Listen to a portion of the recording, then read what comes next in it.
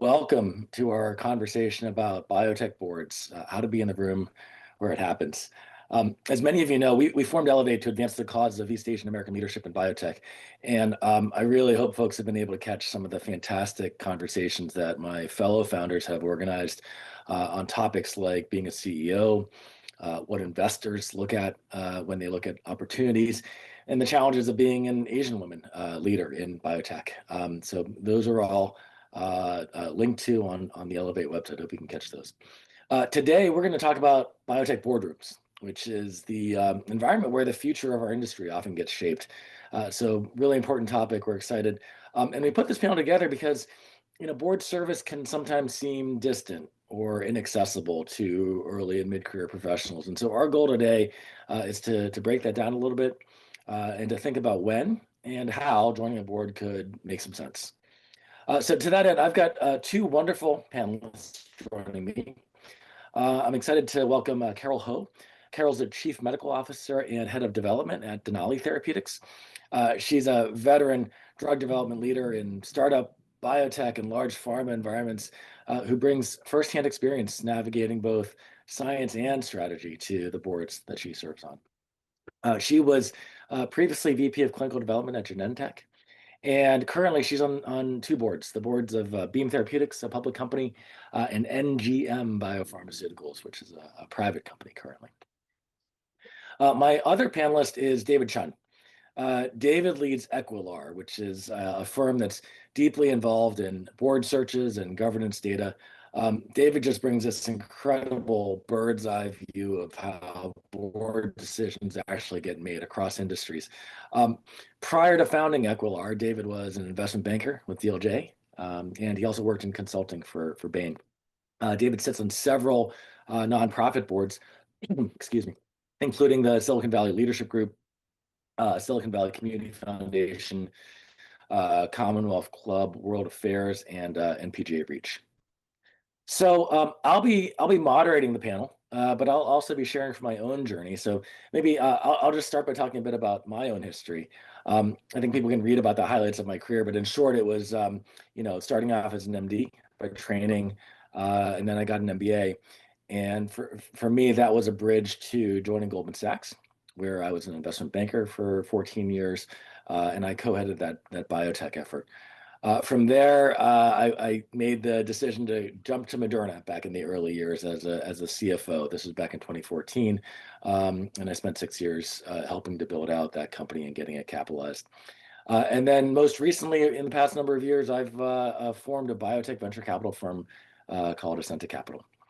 But here's the part I want to get out, which is really relevant to my path and many of my decisions. We're in an Asian American forum, and so for me, I am a second generation immigrant. My parents came to the U.S. from South Korea in 1962.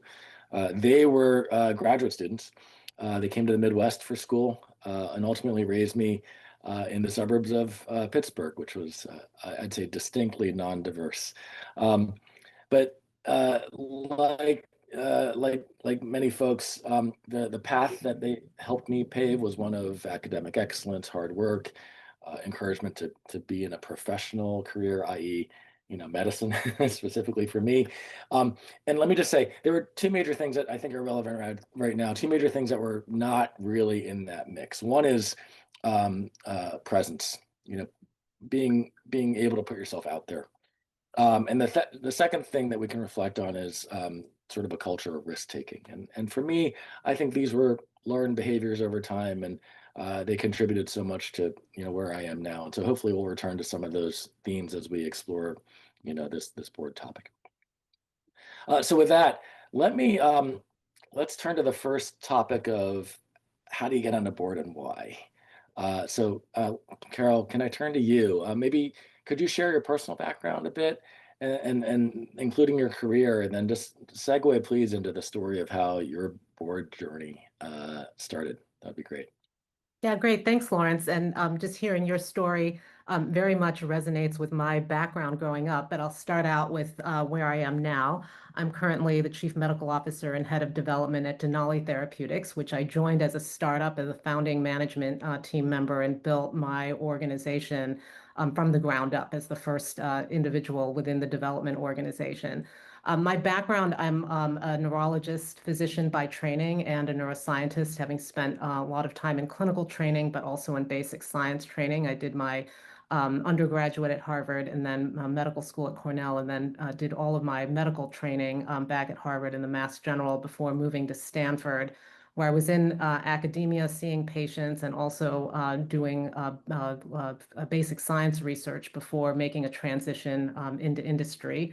First at Johnson & Johnson, and then the better part of my career at Genentech, where I also arrived at a very pivotal time in that company when they were just expanding outside of oncology. So I was one of the first 4 medical directors to start working on non-oncology, neurology, immunology, infectious disease, cardiovascular indications. So worked on a broad range of things, but then, after a better part of a decade there, really wanted to come back to my roots with my neurology training to really address unmet medical needs of the brain. And that's where I joined Denali, which has been really, I think, as we talk about, opportunities for boards and how do you get that first opportunity. I think it was really an opportunity to build from the ground up and meet a lot of people that were not in my orbit in large pharma, which included venture groups and other investors in the early stages of the company. Maybe just my background. I'm a second generation immigrant. I grew up also in the Midwest in the Chicago suburbs, but actually very much the suburbs. There were cornfields, surrounding our home. So it was a very, I think, different culture to where things are in the Bay Area for Asian Americans. We were one of very few Asian families in the neighborhood when I was growing up. My father was a physician, came to the United States actually as a pathologist because he didn't actually get clinical training in China because of the Cultural Revolution and a lot of instability there. And so he decided he would focus on pathology where he didn't actually have to take care of patients, but had learned, through reading and preparing for the USMLE medical exams. He passed those and felt that he could be a really great pathologist. My mother was actually a pianist, came to the United States through Christian missionaries who brought her to Rome, Georgia. Mhm. There was a very different sort of entry into the United States for my mother, and that provided a lot of perspective also on being uncomfortable in situations, but making it work. And so I think one of the things I learned from my parents is that, there's no situation you can't go into and figure it out. And I think going into the Deep South as an immigrant from China was a really good example of that growing up. So I think just, my background, my family had no experience in what it's like to run a company, what it's like to be on a board. That was never discussed. I mean, I think the idea for us was really, academic excellence like you, Lorence, making a difference, being present, always asking questions, being curious. Those were the kinds of things that I think the behaviors are really important as you think about a management role or a board role. But there wasn't sort of advanced training. And so for me, from a family perspective, it was very much on the job training that, I think led me down to my path here. So then maybe just, how did I get on my first board? As I mentioned, I think being in a startup company was really a major stepping stone there. Again, meeting folks in venture that are starting up companies that are always looking for board members. I think having that exposure was very important. And then as part of a management team, obviously I attended the Denali board meetings. And so that was my first exposure to how do boards run? What do board members do? What does the board chair do? What are the committees on a board? How do board members get picked? In that sort of situation, I had a first line view of that. Over the first 3 years at Denali, we built the company from scratch, built a portfolio, moved programs into the clinic, and actually went public in the first 3 years. So in 2017, the company went public. And so those were really formative experiences that gave me, visibility and hands-on experience with how to grow and build a company. Think about company culture, think about the pipeline, the R&D pipeline, think about the financial considerations. And I think those were all very important learnings that become attractive when someone is looking for a board member. And so my first board, I was introduced to the CEO actually by Bob Nelson at Arch. And that was really, I think an opportunity there where Beam Therapeutics at the time was going through a lot of the things that Denali had gone through. So they were a couple, 2 to 3 years earlier than where we were in the pipeline, and they were looking for someone that had broad R&D experience, but then also experience with building a small company. And so that was the first entry. And I think once you have sort of that first entry point, that sort of experience definitely opens up additional doors for opportunities. Carol, I'm just curious, did you seek it out with Bob? Did you initiate that conversation, or did he sort of proactively ping you and say, hey, you should really do this? I think it would be a great opportunity. Yeah, so I would like to give credit to my manager, my CEO, Ryan Watts, who I think we talked about this very early on in terms of career opportunities. And, I think one of the things that we discussed also was that sitting on boards, it is a really great way not only to provide your experiences that may be helping another company, but also very much to learn. And I think, as in people, as they're thinking through their careers, all of the things that you learn, those are the things that bring that sort of expertise and perspective that you're going to bring to a board when a company is working through particular problems. And so I think that was where the conversation started. And then just in my meetings with board members, I brought it up. Yeah, one of the things that might be helpful for me in continuing to build a company as a management team member is to get board experience. And I think that very much resonated as something that was not only good for the company, but certainly, very helpful for my career. Maybe I could just share my first board experience. David, I want to come to you in a second, but just the parallels are really similar, Carol, in terms of um, how my first board, which is Series Therapeutics, came about. I mean, so I had joined Moderna and had been in my seat for a few months, and in this case, it was Nubar, a fan over at Flagship, who sort of pointed me in the direction of Series, which was just starting to get formed. Um, and very similar conversation with Stefan Bancel, CEO of Moderna at the time, about, hey, like I think this is a really interesting sort of skill to have, and he was very much on the same page too, and it was just an echo of the theme. It'll make you a better CFO, right? It'll make you a better executive in the boardroom when you walk in and you know what it's like to sit on the other side of the table, right? And as a board member, you get these sort of snapshots in the movie, right, of what where the company is. And so it really, in terms of how you think about presenting decisions to the board, if you're on that side of it, it just enhances the whole frame of the executive team. And so it was a really supportive environment for me. And then Newbar, to his credit, he was getting Series up and running, and saw where I could add value, not on the clinical side like you, but from my experience as a banker, right? How do you think about capital raising and deals, and helping to sort of get the company off the ground in that way? And so just love that framing of a supportive CEO, a supportive chairman in my case, which was what Newbar was. I presume Bob had a similar type of role, and just that kind of network in that very friendly context was super helpful for me. Yes, I think that very similar stories. And I think as people think about, how do you get that first position?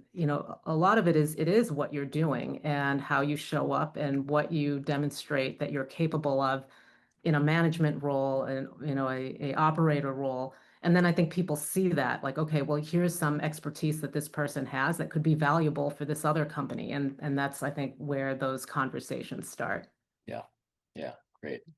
Hey, David, would love to loop you in here. So, tell us about your personal background, and then Yeah, the professional path to Equilar, and just what you see from your perch and this massive body of experience and data from which you draw. great. Now, thanks, Lawrence. Thanks, Elaine. Thanks for the opportunity to share as the non-healthcare life sciences panelist here.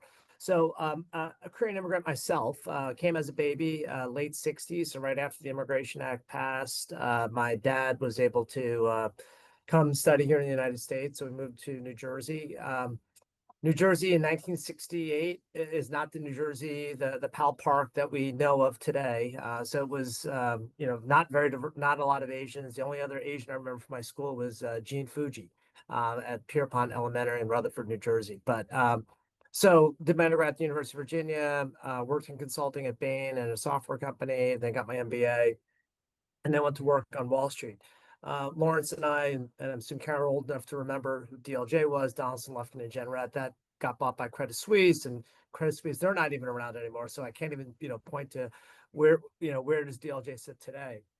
But while at DLJ in the 90s, as Lorence can relate to as being a former investment banker, we spent a lot of time going through SEC data and recognizing there's just a wealth of information there. And late 90s, we moved out to Silicon Valley in 97, right after Netscape had gone public, and said, many people were starting businesses at the time. And I said, okay, there's an opportunity to start a company. And what do I know well? And happen to be going through data and SEC filings.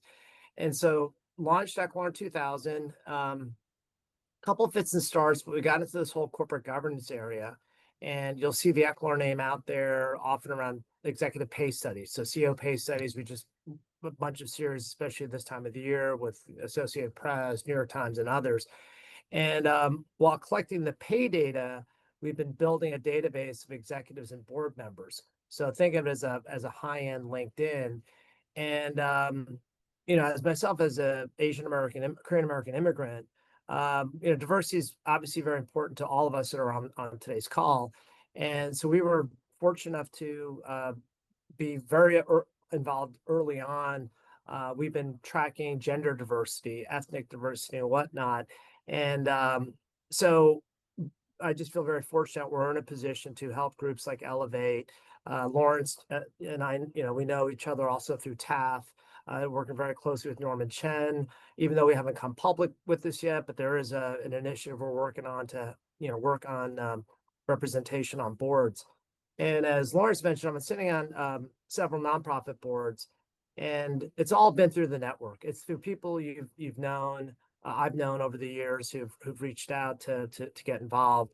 And it's been, as Lorence and Carole pointed out, once you realize what happens in a boardroom, you are so much more effective at other things that you're working on. And that's why one thing that I've learned is it is so critical that we have representation around the table, that, our voices are heard.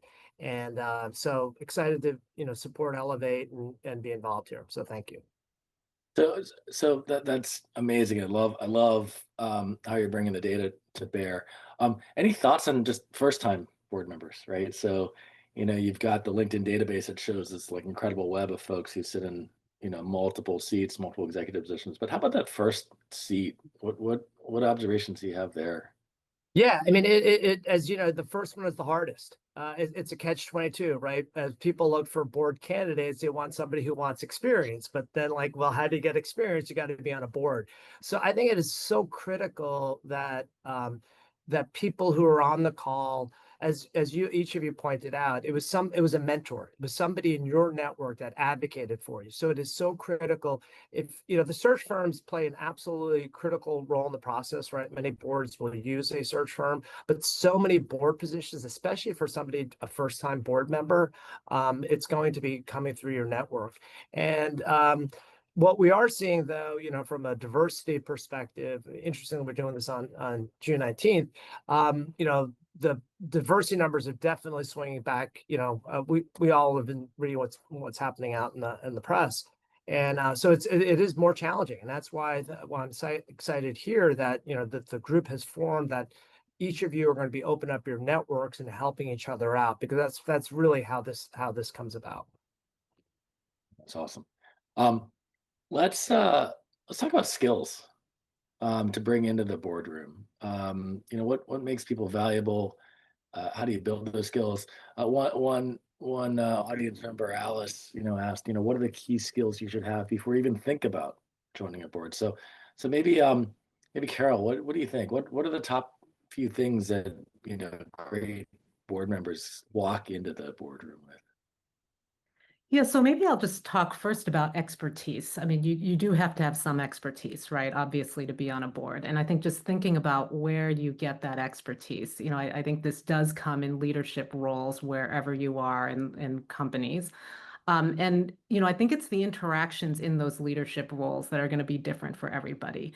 But, I think one quote that I think came from Vicky Sato, who was actually the chair of the board at Denali, was that, every experience is an interview experience. That's what she once said. When you sit across the table from someone, it's an interview experience. Either you're interviewing them or they're interviewing you. And I think it's one way to sort of think about how do you network in your day-to-day job. So getting a board seat doesn't mean you have to go golfing and you've got to go to networking events. There's your day-to-day activities where you're meeting people through business development opportunities and outreach. You're meeting people, through, if you're in a larger company, cross-functional interactions. I think often those people will then go on to different roles in, often smaller companies, because typically I think when you're in a large company, there may be a limitation even on board service in general. But that expertise will bring to mind when there is a problem, your name may come to the surface of somebody that could address that problem in a company to get sort of to your first board. So I think once you get to that first board, then what are some of the capabilities that you need on the board? And I think there are really two things that I think are incredibly important. One is listening. You're new to this company when you first join the board. You're not seeing the everyday. So you really have to listen very carefully to what the discussion is that's happening, and also think about where you can add value and who you might need to reach out to, either on the board or even someone within the company, to understand more so that you can add value on that topic that you may have expertise. And then the second thing I think is synthesis ability, to take what you're hearing and put into your own experiences and the data points that you know for many situations that may be relevant, and try to integrate that, weave that together, and provide that board with that perspective that you have across multiple prior interactions or experiences that you've had that could be relevant. Because at the end of the day, I think what the board really appreciates is, and the company appreciates, is that perspective on things that they don't have within the company, but with the experience of their board, they can bring in multiple perspectives and ideas that they can think through and make sure they're not missing something as they're working through a problem or a challenge. So I love that theme of listening. I mean, listen before you talk. And I think that, it was always interesting to me that, like, and depending on the context, of course, but many boards like have this expectation. It'll take 2 to 3 meetings, 2 to 3 quarterly meetings before you're sort of, deep enough to really engage and meaningfully, jump into the dialogue. And so that, but it's that listening skill, it's the absorption that really lets you figure out the contours of, the challenges that the team is facing, and how to help. David, would love your reactions to that, and your perspectives, and even maybe an overlay of what search committees look for in terms of skills. Yeah, no, I want to build on one of Carole's points. Everyone on today's call, unbeknownst to you, your board journey has already started. So you think about your last board meeting you sat in on, your last interaction with a board member. Those impressions are forming as we speak. And so we're having our summit next week with our other side of our business, mostly HR audience, and we're helping these CHROs realize, your quarterly board meeting in a way is almost like an audition. And like, how engaged are you at that board meeting? How well are you coming across? Are you just sitting? Are you the stereotypical quiet Asian sitting in the corner of the room? Or are you engaged, listening, and contributing to that conversation? So I'd ask each of you to think about that yourself. Look at yourself in the mirror and just look at how are you currently interacting with your own board members, because they're going to be either your advocates or candidly could be working against you when there's a back channel reference check coming saying, hey, what do you know about Carole? What do you know about Lorence? Oh, I know she's been at our company, but honestly, I haven't had much interaction with her. So it's incredible. I completely agree. The listening is what, best quote I ever heard was Herman Bowles. He was, we have 2 ears, 1 mouth. right? So it's critical on the listening side. I know people who have 2 mouths, 1 ear, but you really need to have the 2 ears. But so I think I can't stress enough that even though you may not be on a board today, your interactions are forming that impression. It's having an impact as we speak. But getting back to specifically on the skills, Lorence, as you know, most boards, especially on the public company side, they want, well, somebody with experience already, but that's, let's say you don't have experience, but they are looking for sitting CEO, former CEO, CFO. Those are, because they'll need financial experts, they'll need somebody to chair audit. So if you have that background, that is definitely a plus. I honestly can't, sorry, I've got my, in the office here with the sensors. I'll be back when we get it back on. So Carole, you're gonna have to cut that out of the recording later, but we'll deal with that later. But in the tech, what we've seen, especially with AI, and I don't know how much this is relevant for the life sciences world. Obviously, data is a big part of it, but what we've seen in more broadly is looking for people with digital technology. AI obviously is an important area. So to the extent that you have that level of background, I'm not sure how relevant that is for this audience as we're speaking with today, but those are the skills that we're often hearing. Yeah. I mean, it's so important. I mean, it's been said now twice, but like just this notion of being deep, being an expert, and showing up as an expert in all of your interactions, I think it's just table stakes, but so critical and important. Dave, you remind me, I'll tell a story about one of my board roles, which is exactly that kind of situation. So I got to join the board of Cencora. So the new name for AmerisourceBergen, one of the major 3 wholesale drug distributors out there. And so, you could say, well, I've been a biotech person for my whole career, and so like, what were the accidents of circumstance that led to that? And here's the reality. Prior to that, I got to join the board of the American Red Cross, which I'll tell that story later too. But like, it was at an American Red Cross board meeting where I was sitting. It was a board dinner, and we were talking, and I was sitting there with Steve Collis. Steve was a CEO of Cencora. He's recently retired, but he and I just started talking, and it got into deep conversations about strategy of Moderna and this, vaccine supply chains and how that intersected with his business. And it was exactly that. It was showing up with the expertise, and literally the next morning he said, I've got a board search going right now. I should really get you thrown into that mix. And, some number of months later that turned into the board seat. So, I mean, it is absolutely that, just that fact pattern of showing up, in a relatively random spot, though, with people that are in positions of influence, and these things, weren't necessarily intentional. I didn't know Cencora was looking for somebody. I wouldn't have necessarily thought about joining the Cencora board until Steve said, hey, here's how you could add value in that context. So just want to underscore that. That's great. And I want just to build on that again, and I think this comment that I made about like everyone you meet, you could be thinking, are you going to recruit them in the future to work with you, or are they going to recruit you? But I think it is showing up and using all of those experiences to learn and also to illustrate how you think, because it's those conversations that make people want to reach out to you. I think it's almost those more than just your CV.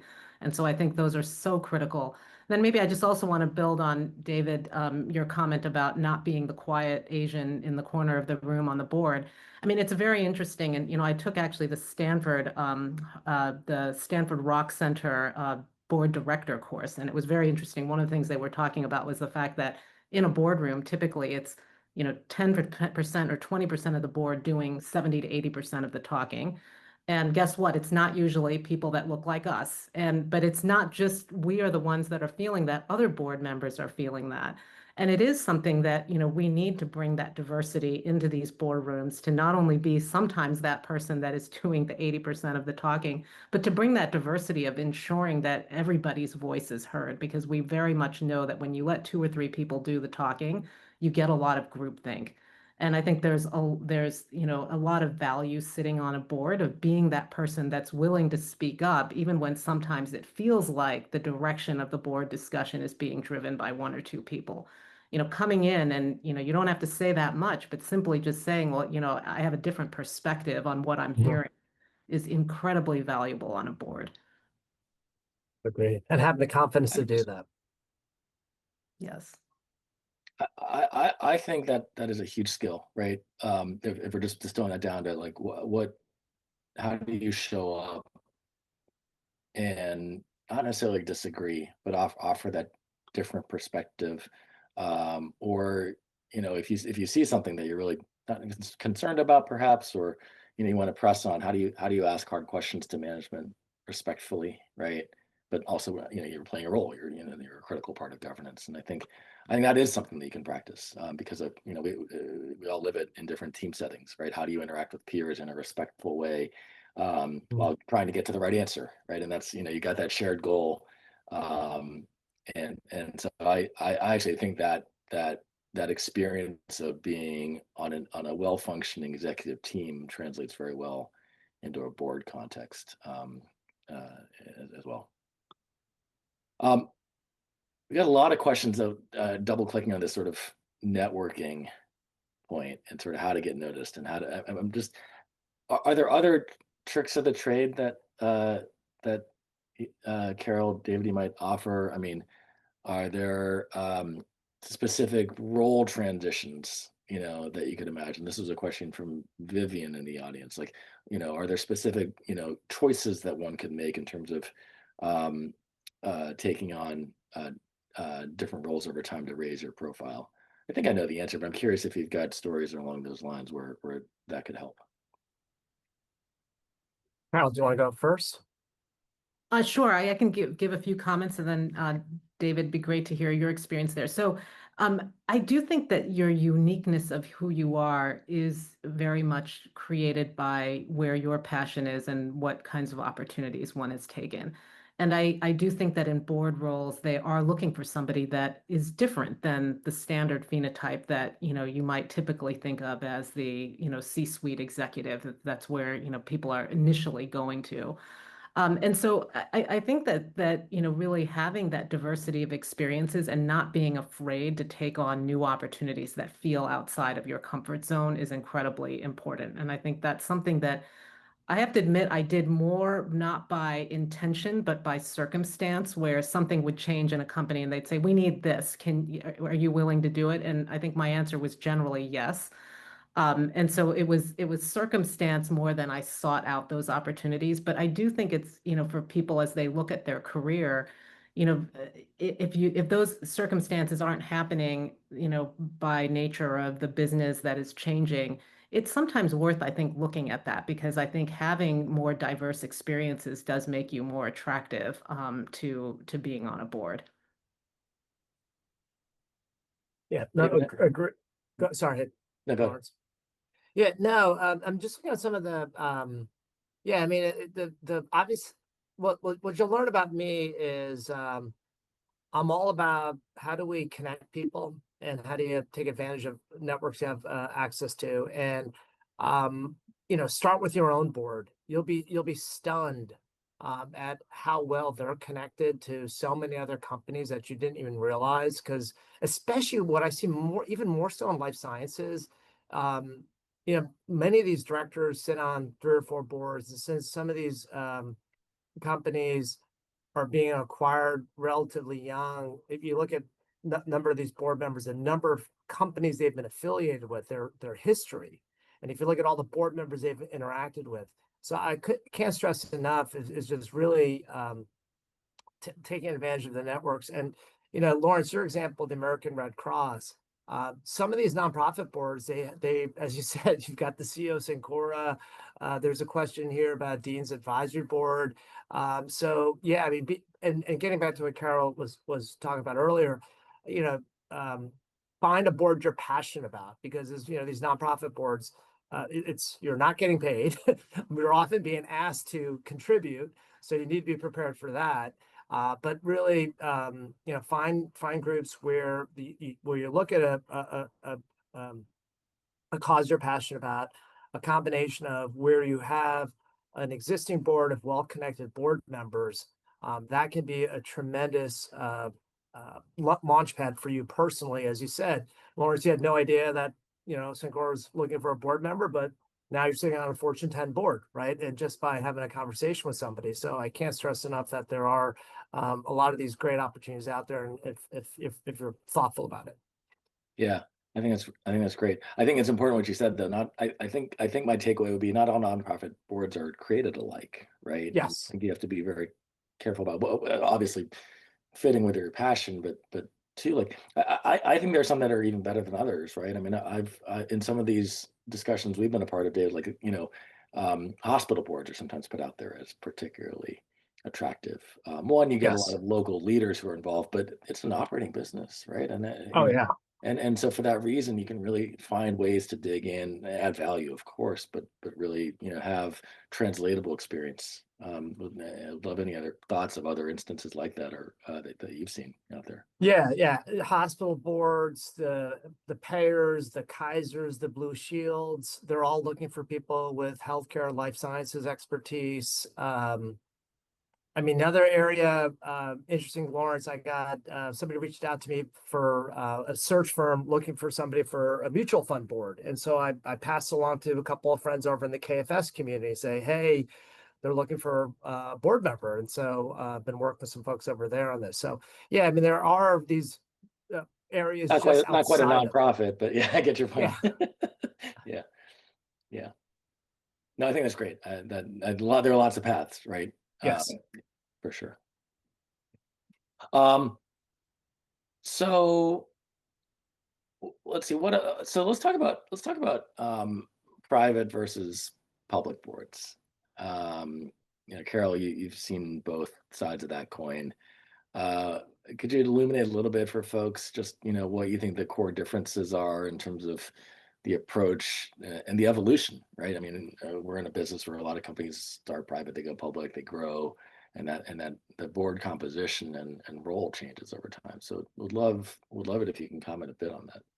Yeah, sure. I think in early stage companies and private companies where the board is often made up with a high percentage of venture investors, I think those early days, the focus of the board and the focus on, what the goals of the company are inherently different than when you're a publicly traded company.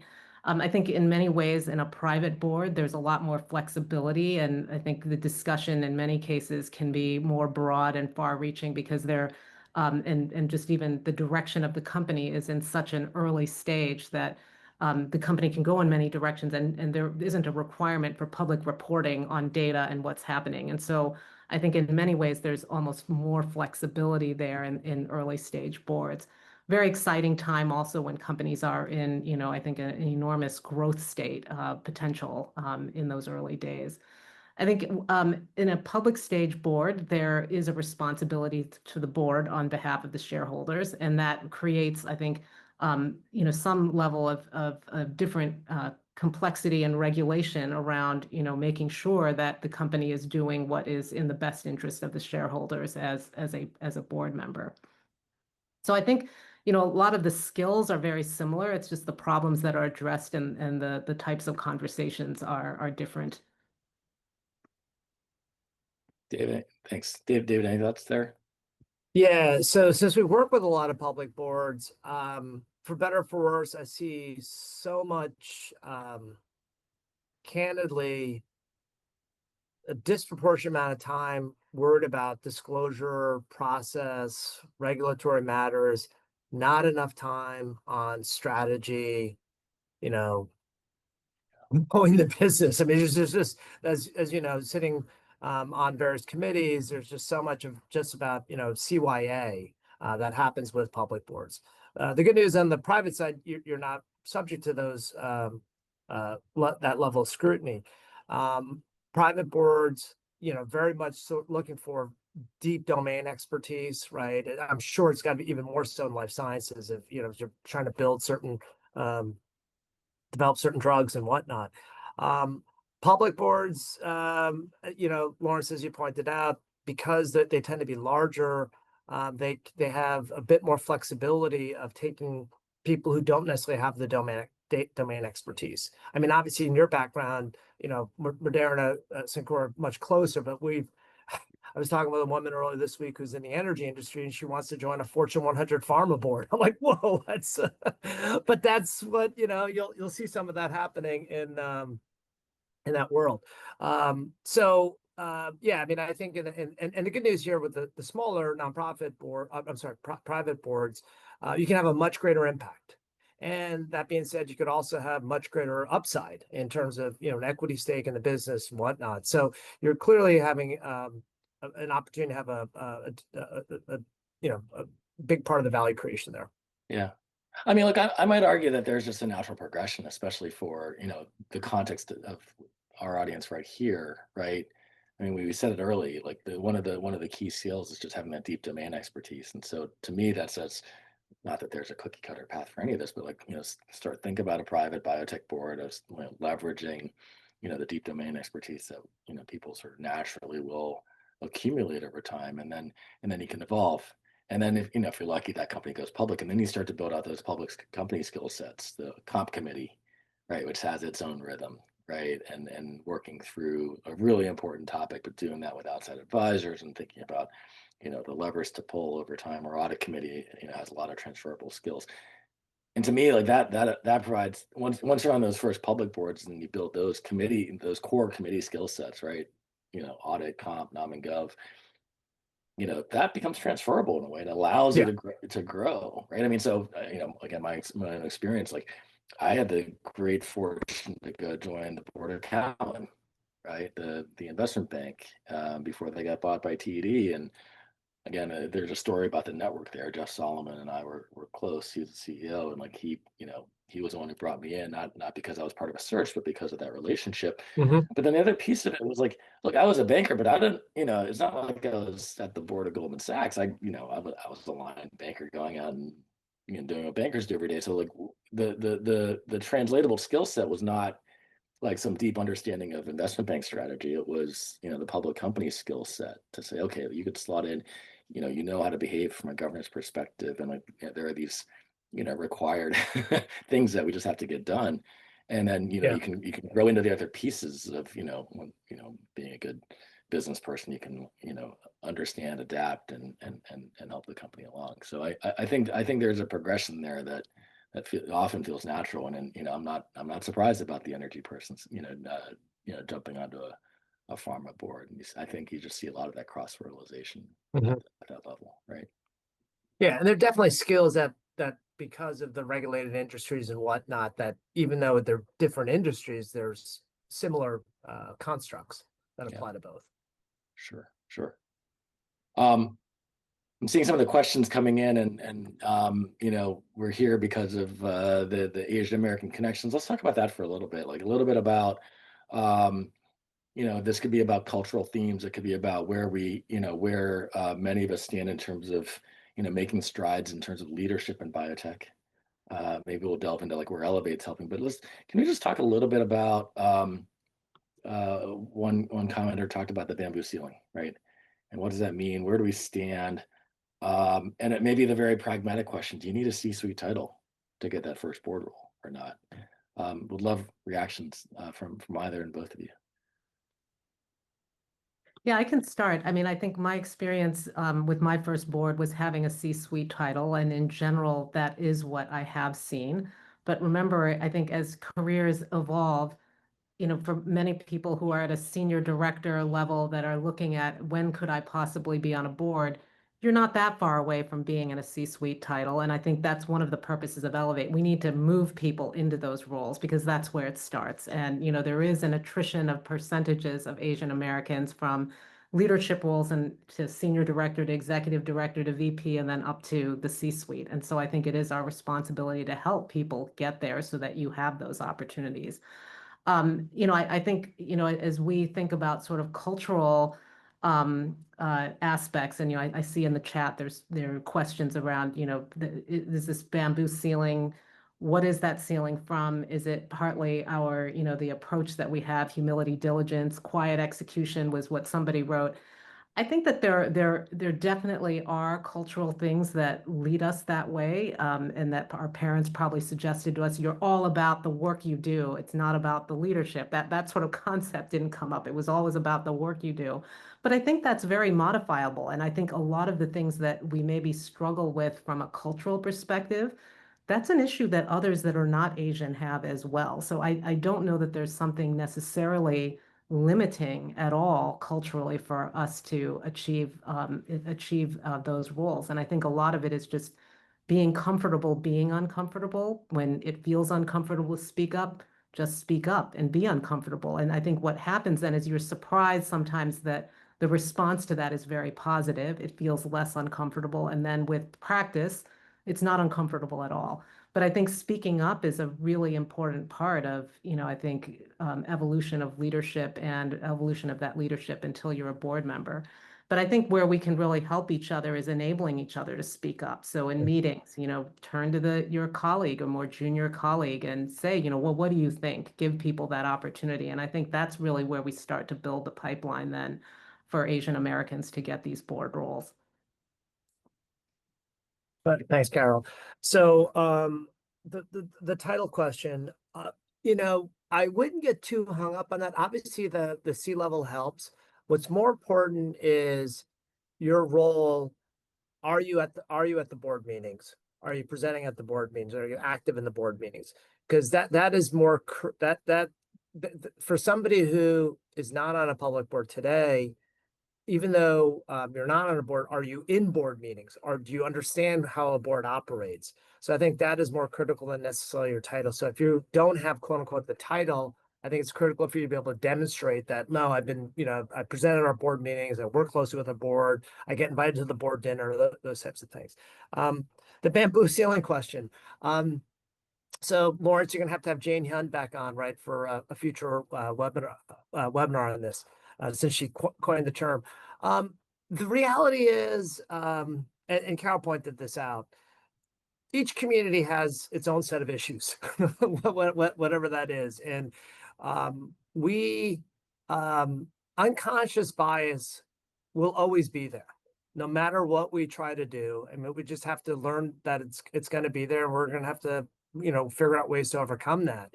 And in that room, there are going to be people who have certain biases and stereotypes and whatnot.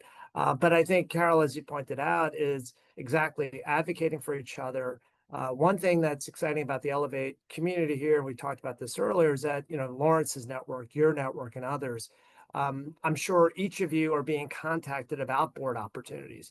And when you are contacted about them, and if it's not the right fit for you, recommending another Asian American colleague of yours. And that's the great thing about Elevate and TAF and others, is that, hey, we now have an ecosystem that's building so that when each of us hear about opportunities, we can help each other out. So I think that is something that I want to encourage, of ways to kind of break through the bamboo ceiling here. Yeah. Can I tie that to a comment? I mean, I'm just looking in the chat here about Kelly's note about turning our cultural backgrounds into an asset, right? And the note talks about being community focused, and I think there's an inherency around, maybe outside of a business setting, that the bonds, the family bonds, the community bonds that are formed. And I would submit that part of the purpose of Elevate and other things that we do, but part of the purpose of Elevate is to bring that bond into a business context. And if I could be meta for a second, role model it, right? I think part of the purpose of this call itself is to say that, those of us who care passionately about this want to pay it forward and role model what it means to advance networks, provide guidance, build a community, and to do that on a regular basis in a business setting. Which again, growing up, I did not get encouraged to do that by my parents. I did not see it in them. For all they did for me, and tons of gratitude for that. But it wasn't that element that sort of, came to the fore, just how to network and how to build those business relationships. And so to me, I think, it cuts to the core of Elevate, right? And what we can do to turn some of the inherent bonds that we have and turn that into an asset to pull people up. Yeah. Can I add to that? Yeah. Because I love that question, because I've talked about this before, is, you know, flip the script here, where being the only Asian in the room, use that as an example, as an extreme, right off the bat, they're going to remember you. Like, okay, they'll notice that you're there. If you can add to the contribute to the conversation with stuff that helps, even further. So the way to look at this is that as an asset, you're ready for better, for worse, you stand out. People will remember that, there's somebody who doesn't look like us in the room. But if you're able to, rise to that occasion, that is, I would, use that to our advantage. That's great, and I'm going to tie that to a comment by Manasi about maybe that point where the question is, how have you navigated having a different viewpoint? So I can imagine this playing out where you say, all right, I'm going to show up and I'm going to be impactful, but what if you disagree? Carole, do you have any stories like that where where you've been in that context and you've disagreed, and how do you navigate that? Because that's a bit of a tightrope, right? Yeah, very much. And actually, that is something that I've gotten feedback on, that I do well, and people appreciate it. I'm not the most talkative person in the boardroom. But I think when I disagree, I don't frame it as a disagreement. I frame it as another perspective. And I think, as I mentioned previously, I think what boards are looking for is diverse perspective. That's why, like, even in a public board, you'll bring someone in that has a completely different perspective in another industry. The idea is that they're listening to this and they're going to put their lens on what they've seen within their particular industry and provide a perspective. And I think that's what's so important in boards, and being able to do that with your unique experience. And so I don't think it has to be confrontational. It's just, hey, here's another perspective we can think about. What do you think? I think the other thing that I've learned also is that the board dynamics in the boardroom take some time to understand, and also to understand, how do you work effectively with this group of 8, 10 people that have been brought together, that didn't have the common mission of building a company together and the same mission and values of the company. It's very diverse. But often you can really make headway and have an impact on boards by having off-cycle conversations with people, getting to know your fellow board members, having those conversations, that you have a sense of where people are thinking and where their concerns may be, that it can be much more effective when you have a different opinion to say, here's a perspective. That might be something that board member Y may also have a perspective with their background in XYZ. So you bring people in that they trust you to bring them in a collaborative way to help to extend a conversation on a difference of opinion. Awesome. David, I got one for you. And this time for another audience member. This is Arjun asking, and I think it's a bit of a tough question. It's about trade-offs. So how do you weigh the value of joining a board for a smaller, less well-funded startup for the experience versus getting more operational experience, right? If you had that choice, maybe it's that you could debate how much that's a trade-off, but it's an interesting one. And the question is, does joining any board now outweigh the experience you can get from being a deeper operator and then being able to jump into an even better board later? I'm curious if you comment on that. I wouldn't. You got to be careful on anything you join, and I would, even as a board member, some of these boards, if they're going through, you know, lawsuits or whatnot, and you'll learn a lot from it. It can be a huge distraction. So I would, I'd be just, rather than rushing to join any board that comes across, I think you have to do your homework. Carole pointed out this earlier. You got to understand the culture of the board, the dynamics of the board. You should back channel the board members just as much as they're back channeling you, because you just don't want to. Because when you're joining a board, especially on the public company side, you're looking at roughly about a 10-year horizon. So it's a relatively short-term marriage, right? And so because you don't want to join a board and then within a year or two step off the board because the company has to file an 8K, it raises a lot of questions. So yeah, I would, be very careful about who you, before you put your name on, because in a way you're putting your reputation also on that board. You're lending your reputation. Yeah, that's solid advice, right? For sure. Well, great. We're close to the end of our time, so I just I think this is a great spot to wrap up. And I'll just say thank you to both you, Carole and David, and to the rest of the audience for showing up today. The boardrooms shape the future of this industry, and so really glad folks are interested in the conversation. If we're not in the room, these decisions will happen without our voices. So it's a really critical topic. I'm excited that so many folks out there are starting to think about this early. And another core message, sponsor other people, pay it forward, be a mentor, give advice.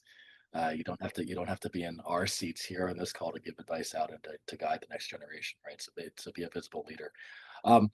Last thing, a recording of this conversation will be posted on our LinkedIn page and the website, elevatebiotech.org, elevate with 2 A's.